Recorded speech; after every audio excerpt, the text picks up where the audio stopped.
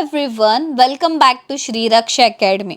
In today's video, we are going to solve the next 10 questions based on pedagogy part. Okay, ಮುಂದಿನ 10 questions ಅನ್ನ ಈ ಒಂದು ವಿಡಿಯೋದಲ್ಲಿ solve ಮಾಡೋಣ. So without wasting further delays, let's get into the video. 11th question ನೋಡ್ರಿ. Acquisition of a language refers to the process of learning a native or dash language because of the innate capacity of human brain. First language, second language, third language and the fourth language. ಯಾವ ಭಾಷೆಯಲ್ಲಿ ನೀವು ಯಾವ ಒಂದು ಭಾಷೆಯಲ್ಲಿ acquisition ಪಡ್ಕೊಂಡಿರ್ತೀರಿ, ಇದಂತೂ ಬಹಳ easy question ಅಂತ ಕೇಳಿದ್ದಾರೆ. ಅಕ್ವಿಸಿಷನ್ ಅನ್ನೋದು ನಿಮ್ಗೆ ಆಲ್ರೆಡಿ ಇರಬೇಕು, ಯಾಕಂದರೆ ನಾನು ಓಲ್ಡ್ ವಿಡಿಯೋಸ್ದಲ್ಲಿ ಆಲ್ರೆಡಿ ಇದ್ರ ಬಗ್ಗೆ ನಿಮ್ಗೆ ಹೇಳಿದ್ದೀನಿ. ಅಕ್ವಿಸಿಷನ್ ಆಫ್ ಲ್ಯಾಂಗ್ವೇಜ್ ಅಂದರೆ ಏನು. ಓಕೆ, ನೇಟಿವ್ ಅಂತ ಕೊಟ್ಬಿಟ್ಟಿದ್ದಾರೆ ಅವರು, ನೇಟಿವ್ ಅಥವಾ second language. Okay, so second language because of the innate capacity of human brain. Next question ನೋಡೋಣ. ನೋಡಿ, learning a language is all dash process. ಯಾವ ಪ್ರೊಸೆಸ್ ಇದೆ? ಮುಚ್ಚಿ ಇನ್ಕ್ಲೂಸಿವ್ ಹಾಕ್ರಿ. ಇನ್ಕ್ಲೂಸಿವ್ ಅರ್ಥ ನಿಮ್ಗೆ ಆಲ್ರೆಡಿ ಗೊತ್ತಿರಬೇಕು. ಇನ್ಕ್ಲೂಸಿವ್ ಅಂದರೆ ಎಲ್ಲರಿಗೂ ನಾವು ಏನು ಮಾಡಬೇಕಂದ್ರೆ ಸೇಮ್ ಎಜುಕೇಷನನ್ನು ಕೊಡಬೇಕು, ಎಲ್ಲರೂ ಸಮಾನರು, ಎಲ್ಲ ಮಕ್ಕಳು ನಮ್ಮ ಕಣ್ಣಲ್ಲಿ ಏನಿರಬೇಕಂದ್ರೆ ಇನ್ಕ್ಲೂಸಿವ್ ಪ್ರೊಸೆಸ್ ಆಗಿರಬೇಕು. ಇನ್ಕ್ಲೂಸಿವ್ ಅಂದರೆ ಒಂದು ರೀತಿಯಲ್ಲಿ ಸೇಮ್ ರೀತಿಯಲ್ಲಿ ಕಲಿಸ್ಬೇಕು ಎಲ್ಲರಿಗೂ. ಓಕೆ, ಸೊ ಅದು ಇನ್ಕ್ಲೂಸಿವ್ ಮೆಥಡ್ ಆಗಿರ್ತದೆ. ಎಕ್ಸ್ಕ್ಲೂಸಿವ್ ಆಗಲ್ಲ, ಇಮಿಡಿಯೇಟು ಆಗಲ್ಲ, ಡಿಲೇಡ್ ಅಂತೂ ನೆಗೆಟಿವ್ ವರ್ಡ್ ಆಗುತ್ತೆ. ಓಕೆ, ಸೊ ಕೆಲವೊಂದು ನೆಗೆಟಿವ್ ವರ್ಡ್ಸು ಪಾಸಿಟಿವ್ ವರ್ಡ್ಸ್ ಮೇಲೆ ಒಂದು ಸ್ವಲ್ಪ ನೀವೇನು ಮಾಡ್ಕೋಬೇಕಂದ್ರೆ ಗಮನ ಕೊಡಬೇಕು. ಓನ್ಲಿ, ಆಮೇಲೆ ಡಿಲೇಡ್, ಮೆಮೊರೈಸೇಷನ್, ಈ ಥರ ಒಂದು ಏನಾದರೂ ಆಪ್ಷನ್ಸ್ದಲ್ಲಿ ಬಂದರೆ that is called as negative words. Okay, so ಅದು ಅಂತೂ ಆನ್ಸರ್ ಇರೋದೇ ಇಲ್ಲ. Okay, so like this, learning a language is all delayed process ಆಗತ್ತಾ? ಆಗಲ್ಲ. ಸೊ ಈ ರೀತಿ ನೀವು ಒಂದು ಸ್ವಲ್ಪ ಸ್ಮಾರ್ಟ್ ಟ್ರಿಕ್ಟನ್ನು ಅಪ್ಲೈ ಮಾಡಬೇಕು. ಓಕೆ, ನೆಕ್ಸ್ಟ್ ನೋಡ್ರಿ. Which of the following statement is incorrect ಕೇಳಿದ್ದಾರೆ. ಓಕೆ, ಯಾವ ಸ್ಟೇಟ್ಮೆಂಟು ಇನ್ಕರೆಕ್ಟ್ ಇದೆ ಅಂತ ಹೇಗೆ ಕೇಳಿದ್ದಾರೆ. ಹೋದ ವಿಡಿಯೋದಲ್ಲಿನೂ ಇದೊಂದು ಕ್ವೆಶನ್ ಈ ಥರ ಬೇಸ್ಡ್ ಆನ್ ದಿಸ್ ಕ್ವೆಶನ್ ನಾವು ಇನ್ಕರೆಕ್ಟ್ ಮೇಲೆ ಸಾಲ್ವ್ ಮಾಡಿದ್ದು ನೋಡ್ರಿ. ಇದಕ್ಕೆ ನೀವೇನು ಮಾಡಬೇಕಂದ್ರೆ ಆಪ್ಷನ್ಸನ್ನು ಸರಿಯಾಗಿ ಓದಬೇಕು ಟೈಮ್ ತೊಗೊಂಡು. Okay, language has 3 constituents: sound, vocabulary and structure. ಈ ಆಪ್ಷನ್ ಅಂತೂ ಕರೆಕ್ಟ್ ಇದೆ. ಸೌಂಡ್ ಬೇಕು, ಎಸ್ ಸೌಂಡ್ ಬೇಕು, ವೊಕ್ಯಾಬ್ಲರಿ ಬೇಕು, ನೆಕ್ಸ್ಟ್ ಸ್ಟ್ರಕ್ಚರ್ ಬೇಕು ಲ್ಯಾಂಗ್ವೇಜಿಗೆ. The main focus of teaching English is passing the examination through cramming. Cramming ಅನ್ನೋದು ಪೆಡಗಾಜಿದಲ್ಲಿ ನಾನು ಹೇಳಿದ್ದೀನಿ ನೋಡ್ರಿ ನಿಮ್ಗೆ, ಹೌದಲ್ಲ? ಎಸ್,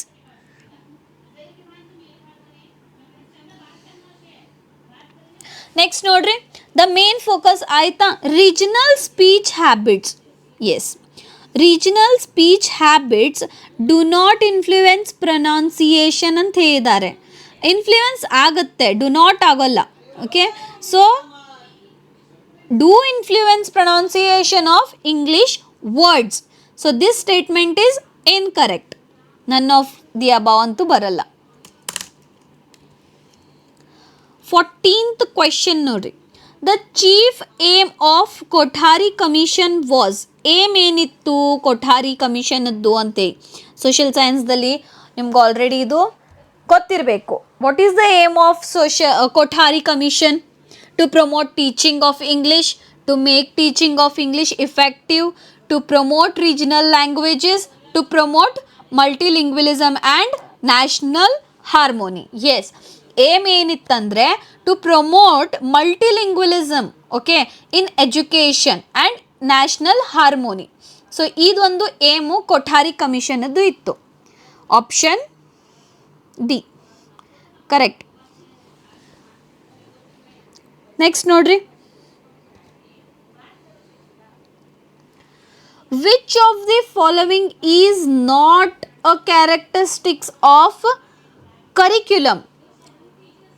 ಓಕೆ, ಯಾವುದು ಒಂದು ಆಪ್ಷನ್ನು ಕರಿಕ್ಯುಲಮ್ ಕ್ಯಾರೆಕ್ಟರ್ ಆಗಲ್ಲ ಅಂತ ಕೇಳಿದ್ದಾರೆ. ಓಕೆ, ಆಪ್ಷನ್ ಓದಿದ ಕೂಡಲೇ ನಿಮ್ಗೆ ಹೆಂಗೆ ಅನಿಸ್ತಂದ್ರೆ ಇದು ಇದು ಕ್ಯಾರೆಕ್ಟರ್ ಕರೆಕ್ಟ್ ಇದೆ ಅಂತ ಅನಿಸುತ್ತೆ. ಆಮೇಲೆ ಒಬ್ಬೊಬ್ಬರು 100 ಒಂದು ಮಂದಿ ಒಳಗೆ 90% ಸ್ಟೂಡೆಂಟ್ಸ್ ಏನು ಥಿಂಕ್ ಮಾಡ್ತಾರಂದ್ರೆ ನನ್ ಆಫ್ ದಿ ಅಬಾ ಅಂತ ಆಪ್ಷನ್ ಬಂದಿದೆ, ಸೊ ಇದು ಒಂದು ಕರೆಕ್ಟ್ ಆಪ್ಷನ್ ಇರಬೇಕು ಅಂತೇಳಿ. ಆ ಥರ ಮಾಡಬೇಡ್ರಿ. ಓಕೆ, ಸೊ ಅದನ್ನು ನೀವೇನು ಮಾಡ್ಕೋಬೇಕು, ಕರಿಕ್ಯುಲಮ್ ಅಂತ ಕೇಳಿದಾರೆ ಅಂದರೆ ಕರಿಕ್ಯುಲಮಕ್ಕಷ್ಟೇ ನೀವು ಅಪ್ಲೈ ಮಾಡಬೇಕು. ಫಾರ್ಮಲ್ ಎಜುಕೇಷನ್ ಬಗ್ಗೆ ಕೇಳಿದಾರೆ ಅಂದರೆ ಫಾರ್ಮಲ್ ಎಜುಕೇಷನ್ ಬಗ್ಗೆ ಮಾತ್ರ ಅಪ್ಲೈ ಮಾಡಬೇಕು. ಯಾವ ರೀತಿ ಕ್ವಶನ್ ಆಗಿದೆ ಅನ್ನೋದು ಕೇಳಬೇಕು. ಈಗ ಇವರು ಏನು ಹೇಳಿದ್ದಾರೆ, ನಾಟ್ ಅ ಕ್ಯಾರೆಕ್ಟರಿಸ್ಟಿಕ್ ಅಂತ ಕೇಳಿದ್ದಾರೆ. ಕರಿಕ್ಯುಲಮ್ ಅದು ಯಾವುದು ಕ್ಯಾರೆಕ್ಟರ್ ಇಲ್ಲ ಅಂತ ಕೇಳಿದ್ದಾರೆ.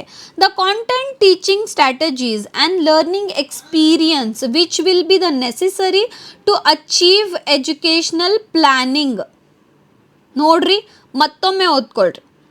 Okay, making connections across disciplines and bringing out interrelatedness of knowledge to make the learners imaginative and creative. None of the above. ಯಾವ್ದು ಕರಿಕ್ಯುಲಮ್ ಕ್ಯಾರೆಕ್ಟರ್ ಇಲ್ಲ ಅಂತ ಕೇಳಿದ್ದಾರೆ. The content of teaching strategies okay, so teaching strategies, learning experiences, then necessary to achieve the educational planning is correct, but it is for the formal education, not for the curriculum. ಅರ್ಥ ಆಯ್ತಾ? So ಈ ಆಪ್ಷನ್ನು correct ಇಲ್ಲ according to the curriculum. Okay, so ಉಳ್ಕಿದ್ದು ಎಲ್ಲ according to curriculum correct ಇದ್ದಾವೆ. ಆದರೆ formal education, this option is correct, but it is based on formal education, not for the curriculum characteristics. Okay, next ನೋಡ್ರಿ. To make the learners imaginative and creative ಅಂದರೆ ವಿದ್ಯಾರ್ಥಿಗೆ ನಾವು ಯಾವ ರೀತಿಯಿಂದ imaginative ಮಾಡಬಹುದು and creative ಮಾಡಬಹುದು. ಕೈಂಡ್ ಆಫ್ ಕ್ರಿಟಿಕಲ್ ಥಿಂಕಿಂಗೋಸ್ಕರ ಯಾವ ರೀತಿಯಿಂದ ಒಂದು ವಿದ್ಯಾರ್ಥಿಗೆ ನಾವು ರೆಡಿ ಮಾಡಬಹುದು. Provide opportunities, okay, giving opportunities to the students to use the language in focused manner for real life situation. Yes, ask them to change the end of the story. Oh my god, allow them freedom with increased choice of curriculum activities. ನೀವು options ಓದುವಾಗ ಭಾಳ ಎಂಜಾಯ್ಮೆಂಟ್ದಿಂದ ಓದಬೇಕು. ಯಾಕಂದರೆ ಆ ಆಪ್ಷನ್ಸನ್ನು ನೀವು ನಿಮ್ಮ ಮೇಲೆ apply ಮಾಡಿಕೊಳ್ಳ್ರಿ. ಯಾವಾಗ ನೀವು ಸ್ಟೂಡೆಂಟದ್ದು ಆಪ್ಷನ್ಸನ್ನು ಅಥವಾ ಸ್ಟೂಡೆಂಟದ್ದು ಬೇಸ್ಡ್ ಆನ್ ಸ್ಟೂಡೆಂಟ್ ಕ್ವಶನ್ಸನ್ನು ಸಾಲ್ವ್ ಮಾಡ್ತೀರಿ, ಆ ಟೈಮ್ದಾಗ ನೀವು ಸ್ಟೂಡೆಂಟ್ ಆಗ್ರಿ. ಓಕೆ, ಇದೊಂದು ಚಲೋ ಟ್ರಿಕ್ ಅದೇ. ಬೇಸ್ಡ್ ಆನ್ ಸ್ಟೂಡೆಂಟ್ ಕ್ವೆಶನ್ ಆಗಿದ್ದಾಗ ನೀವು student agri, based on teacher question ಆಗಿದ್ದಾಗ ನೀವು ಟೀಚರ್ ಆಗ್ರಿ. ಸೊ ಈ ಪ್ರಕಾರ ಸಾಲ್ವ್ ಮಾಡಿದರೆ ನೀವು ಒಂದು ಸ್ಟೂಡೆಂಟ್ ಆಗಿ ಥಿಂಕ್ ಮಾಡಿದಾಗ ನಿಮ್ಗೆ ಗೊತ್ತಾಗುತ್ತೆ ಏನು ಆದರೆ ಯಾವ ರೀತಿಯಿಂದ ಇಮ್ಯಾಜಿನೇಟಿವ್ ಆಗಬಹುದು, ಯಾವ ರೀತಿಯಿಂದ ಕ್ರಿಯೇಟಿವ್ ಆಗಬಹುದು ಅಂತೇಳಿ. ಓಕೆ, ಸೊ ಈಗ ಬೇಸ್ಡ್ ಆನ್ ಸ್ಟೂಡೆಂಟ್ ನಾನು ಥಿಂಕ್ ಮಾಡಿದರೆ ask them to change the end of the story. ಈಗ ನಾನೇನು ಮಾಡಿರ್ತೀನಿ, ಒಂದು ಸ್ಟೋರಿಯನ್ನು ಹೇಳಿರ್ತೀನಿ. ಓಕೆ, ಸೊ ಸ್ಟೋರಿ ಹೇಳುವಾಗ ಕೆಲವೊಬ್ಬರು ಲಕ್ಷ ಕೊಟ್ಟಿರ್ತಾರೆ, ಕೆಲವೊಬ್ಬರು ಲಕ್ಷ ಕೊಟ್ಟಿರೋದಿಲ್ಲ. Okay, so this one is basic. ಇದಂತೂ ಎಲ್ಲ ಕ್ಲಾಸ್ ರೂಮ್ ಆ್ಯಕ್ಟಿವಿಟಿದಲ್ಲಿ ಆಗೇ ಆಗ್ತಿದೆ. ಇಮ್ಯಾಜಿನೇಟಿವ್ ಕ್ರಿಯೇಟಿವ್ ಅವ್ರು ಯಾವಾಗ ಆಗ್ತಾರಂದರೆ, ನಾ ಸಡನ್ನಾಗಿ ಯಾವುದೋ ಒಂದು ವಿದ್ಯಾರ್ಥಿಗೆ ಎಬ್ಬಿಸಿ ಅವ್ರಿಗೆ ಹೇಳ್ತೀನಿ, ಓಕೆ, ಸೊ ಈ ಸ್ಟೋರಿದ್ದು ಮಾರಲ್ ಈ ರೀತಿ ಇದೆ, ಆಮೇಲೆ ನೀನೇನು ಮಾಡಬೇಕಂದ್ರೆ ನಿನಗೆ ಯಾವ ರೀತಿಯಿಂದ ಅನಿಸಿತ್ತು, ಓಕೆ, ನಿಂದೇನು ಮಾಡಬೇಕು, ನಿನ್ಗೆ ಅನಿಸಿದ ಪ್ರಕಾರ ನನಗೆ ಹೇಳ್ಬೇಕಂದ್ರೆ ಅವನೇನು ಮಾಡ್ತಾನೆ, ಈಗ ಅವನಿಗೇನಾದರೂ ಅದು ಪಾಸಿಟಿವ್ ಅನಿಸಿತ್ತಂದರೆ ಅದು ಪಾಸಿಟಿವ್ ಆಗಿ ಹೇಳ್ತಾನೆ. ಓಕೆ, ಸೊ ಅವ್ನ ಥಿಂಕಿಂಗ್ ಬೇಸ್ಡ್ ಆನ್ ಅವ್ನ ಥಿಂಕಿಂಗು ಅವನೇನು ಮಾಡಬಹುದು ಅಂದರೆ ಅದೊಂದು ಸ್ಟೋರಿದ್ದು ಇಮ್ಯಾಜಿನೇಷನ್ ಪ್ರಕಾರ ಕ್ರಿಯೇಟಿವ್ ಆಗಿ ಅದನ್ನು ಎಂಡ್ ಸ್ಟೋರಿನೇ ಚೇಂಜ್ ಮಾಡಬಹುದು ಅವನು. ಓಕೆ, ಮಾರಲ್ ಕೇಳಿರಲಿ ಅಥವಾ ಲಾಸ್ಟ್ ಪಾರ್ಟು ನಾನು ಉಳಿಸಿರ್ತೀನಿ, ಇದು ಯಾವ ರೀತಿ ಆಗಬಹುದು ಅಂದರೆ ಅವನು ಬೇಸ್ಡ್ ಆನ್ ಅವ್ನ ಥಿಂಕಿಂಗ್ ಪ್ರಕಾರ ಆ ಒಂದು ವಿದ್ಯಾರ್ಥಿ ಹೇಳ್ತಾನೆ. ಸೊ ಇದರಿಂದ ಏನಾಗುತ್ತೆ ಅಂದರೆ ಇಮ್ಯಾಜಿನೇಟಿವ್ನೂ ಬೆಳೆಯುತ್ತೆ, ನೆಕ್ಸ್ಟ್ ಕ್ರಿಯೇಟಿವ್ನು ಅವನು ಆಗ್ತಾನೆ. ಓಕೆ, ನೆಕ್ಸ್ಟ್ ನೋಡ್ರಿ 17th question. According to language acquisition theory, LAT theory, language acquisition theory, when there is a lack of sufficient information in the language input, there is universal grammar that applies to all. ಯಾವ option ಆಗುತ್ತೆ? Yes, colloquial languages, modern languages, classical languages, human languages ಆಗುತ್ತೆ ನೋಡ್ರಿ. Yes, language acquisition ಥಿಯರಿಯನ್ನು sufficient information input ಮಾಡಿಕೊಂಡು universal grammar apply ಮಾಡಿ ಯಾವ language ಹೇಳುತ್ತೆ ಅಂದರೆ ಕಣ್ಮುಚ್ಚಿ ಹ್ಯೂಮನ್ ಲ್ಯಾಂಗ್ವೇಜ್ ಅಂತ ಹಾಕೋರಿ. Okay, so this option is correct. 18th one, for English as a second language ಏನು ಹೇಳಿದ್ದಾರೆ? English as second language acquisition poor environment is one where. ಎಲ್ಲಿ ಅಕ್ವಿಸಿಷನ್ ಅನ್ನೋದು ಒಂದು ಪುವರ್ ಇನ್ವಾರ್ಮೆಂಟ್ ಕ್ರಿಯೇಟ್ ಆಗುತ್ತೆ ಅಂತ ಹೇಳಿದ್ದಾರೆ. Hindi or mother tongue is lingua franca. Yes, ಈ ಥರ ಒಂದು ಶಬ್ದ ಬಂದಿದ್ದಾಗ ನೀವು ಒಂದು ಸ್ವಲ್ಪ ಭಯ ಪಡಬೇಡಿ. ಓಕೆ, ಯಾಕಂದರೆ ಅವರು ಆಲ್ರೆಡಿ ಕೈಂಡ್ ಆಫ್ ಸಿಮಿಲರ್ ವರ್ಡ್ಸನ್ನು ಏನು ಮಾಡಿರ್ತಾರೆ ಅಂದರೆ ಚೇಂಜ್ ಮಾಡಿ ಕೇಳಿರ್ತಾರೆ. ನೆಕ್ಸ್ಟ್ ನೋಡ್ರಿ, English language is used only in the class room. ಈ ಥರ ನಾನು ಆಲ್ರೆಡಿ ನಿಮ್ಗೆ ಹೇಳಿದ್ದೀನಿ. ಓಕೆ, ಸೊ ಓನ್ಲಿ ಅಂತೇಳಿ ಇದು ನೆಗೆಟಿವ್ ವರ್ಡ್. ಓನ್ಲಿ ಕೇವಲ ಅಂತ ಕೇಳ್ತಾರೆ.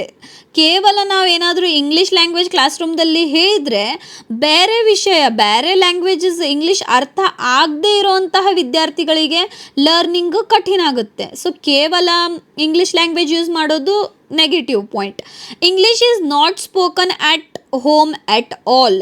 ನೇಟಿವ್ ಲ್ಯಾಂಗ್ವೇಜ್ ಯೂಸ್ ಮಾಡ್ತಾರೆ ಅವರು, ಮದರ್ ಟಂಗ್ ಯೂಸ್ ಮಾಡ್ತಾರೆ. ಕೆಲವೊಂದು ಟೈಮ್ದಲ್ಲಿ ಇಂಗ್ಲೀಷನ್ನು ಯೂಸ್ ಮಾಡಬಹುದು, ಆದರೆ ಕೇವಲ English not spoken at home at ಆಲ್ದಿಂದ ನಮ್ಮದು second language acquisition poor environment ಆಗುತ್ತಾ? ಇಲ್ಲ. Access to English learning materials is available to students. English learning environment ಸರಿಯಾಗಿ ನಮ್ಮದು ಕ್ರಿಯೇಟ್ ಆಗಬೇಕಂದ್ರೆ ಇಂಗ್ಲೀಷ್ ಲರ್ನಿಂಗ್ ಮಟೀರಿಯಲ್ ನಮಗೆ ಅವೈಲೇಬಲ್ ಇರಬೇಕು ಮೊದಲು. ಓಕೆ, ಸೊ ಎನ್ವಿರಾನ್ಮೆಂಟದಲ್ಲಿ ಕ್ರಿಯೇಟ್ ಒಳ್ಳೆ ರೀತಿ ಆಗಬೇಕಂದ್ರೆ ಮಟೀರಿಯಲ್ ಇರಬೇಕು. ಅನ್ಅವೈಲೇಬಲ್ ಆದರೆ ಆ ಸ್ಟೂಡೆಂಟ್ ಕಲೀಲಿಕ್ಕೆ ಸಾಧ್ಯನೇ ಆಗಲ್ಲ. So this option is correct for the 18th answer. 19th question ನೋಡ್ರಿ, ಸೆಕೆಂಡ್ ಲ್ಯಾಂಗ್ವೇಜ್ ಎಕ್ವಿಸಿಷನ್ ಮೇಲೆ ಕಂಟಿನ್ಯೂ ಕ್ವೆಶನ್ಸ್ ಆಗ್ತಾ ಇರುತ್ತೆ. ಸೊ ಇದನ್ನು ಒಂದು ಸ್ವಲ್ಪ ಗಮನ ಕೊಟ್ಟು ನೀವು ನೋಡಬೇಕು. Second language acquisition is more effective when it. ಯಾವಾಗ ಎಫೆಕ್ಟಿವ್ ಆಗುತ್ತೆ ಸೆಕೆಂಡ್ ಲ್ಯಾಂಗ್ವೇಜು ಅಂತ ಹೇಗೆ ಕೇಳಿದ್ದಾರೆ, ಯಾವ ಆಪ್ಷನ್ದಲ್ಲಿ ಅದು ಆಗುತ್ತೆ ಅಂತ ಹೇಗೆ ಕೇಳಿದ್ದಾರೆ ನೋಡ್ರಿ. Is used as the basis for discussing grammatical concept ಮಾಡೋದ್ರಿಂದ ಸೆಕೆಂಡ್ ಲ್ಯಾಂಗ್ವೇಜ್ ಎಕ್ವಿಸಿಷನ್ ಆಗೋದಿತ್ತಂದರೆ ಎಲ್ಲ ಲ್ಯಾಂಗ್ವೇಜ್ದಲ್ಲಿ ಅದನ್ನೇ ಯೂಸ್ ಮಾಡ್ತಿದ್ರು. So this option is wrong. Involves periodic revision work by the teacher and students. ಬರಲ್ಲ. Involves mostly self study by students using certain guidelines. is practiced in situations familiar students. Yes, this option is correct. See, ಯಾವಾಗ second ಲ್ಯಾಂಗ್ವೇಜ್ದಲ್ಲಿ ನಾವು acquisition ಆಗುತ್ತೆ, ಯಾವಾಗದು ಬಹಳ more effective ಆಗುತ್ತೆ ಅಂದರೆ ಯಾವಾಗದು practice ಆಗುತ್ತೆ, then familiar ಸಿಚುವೇಶನ್ಸ್ದಲ್ಲಿ practice ಆಗುತ್ತೆ. ಸ್ಟೂಡೆಂಟಿಗೆ ಯಾವಾಗದು familiar ಸಿಚುವೇಶನ್ಸ್ದಲ್ಲಿ practice ಆಗುತ್ತೆ, ಆವಾಗದು thinking process ಏನಾಗುತ್ತೆ ಅಂದರೆ ಡೆವಲಪ್ ಆಗುತ್ತೆ. ಅವಾಗ ಲ್ಯಾಂಗ್ವೇಜ್ ಎಕ್ವಿಸಿಷನ್ ಏನಾಗುತ್ತೆ ಅಂದರೆ ಅವನು ಆ ಒಂದು ಲ್ಯಾಂಗ್ವೇಜಲ್ಲಿ ಸ್ವಾಧೀನ ಪಡ್ಕೋಬಹುದು. ಓಕೆ, ಸೊ ನೋಡ್ರಿ, last question of this session. An activity, ಯಾವ activity? An activity that requires a class to design and present a power point on the important of water conservation in a target language is dash activity. ಯಾವ activity ಆಗಿರಬಹುದು? Multidisciplinary, science project, group, language practice. ನೋಡ್ರಿ, multi disciplinary. Okay, multi disciplinary ಆತಂದರೆ conversation in target language develop ಆಗುತ್ತೆ. Okay, so ಇದರಿಂದ ಏನಾಗುತ್ತೆ, ಅವ್ರದ್ದು ಏನು presentation ಇರುತ್ತೆ, ಆಮೇಲೆ ಏನು ಇಂಪಾರ್ಟೆಂಟ್ಸ್ ಅದು ಒಂದು ಟಾಪಿಕ್ದಲ್ಲಿ ಅವ್ರು ತಿಳಿಸ್ಬೇಕಂತ ಮಾಡ್ತಾ ಇದ್ದಾರೆ, ಮಲ್ಟಿ ಡಿಸಿಪ್ಲಿನ್ ಆ್ಯಕ್ಟಿವಿಟಿದಿಂದ ಎಲ್ಲ ಒಂದು ಪ್ಲ್ಯಾನ್ ಅವ್ರದ್ದು ಎಕ್ಸಿಕ್ಯೂಟ್ ಆಗಬಹುದು. ಓಕೆ, ಸೊ ಈ ಒಂದು 10 ಕ್ವೆಶನ್ಸು ಬಹಳ ಇಂಪಾರ್ಟೆಂಟ್ ಆಗಿದ್ದಾವೆ ಬೇಸ್ಡ್ ಆನ್ ಪೆಡಗಾಜಿ. ಸೊ ನೀವೇನು ಮಾಡ್ಕೊಳ್ರಿ, ಇದನ್ನು ನೀವು ಒಂದು ಸ್ವಲ್ಪ ಸಾಲ್ವ್ ಮಾಡ್ಕೊಳ್ರಿ, ಮತ್ತು ವಿಡಿಯೋ ನೋಡಿರಿ, ಮತ್ತು ಯಾರಿಗೂ ವಿಡಿಯೋ ಹೆಲ್ಪ್ಫುಲ್ ಅನಿಸುತ್ತೆ ಅವರು ಒಂದು ಲೈಕ್, ಶೇರ್ ಆ್ಯಂಡ್ ಸಬ್ಸ್ಕ್ರೈಬ್ ಮಾಡ್ಕೊಳ್ರಿ.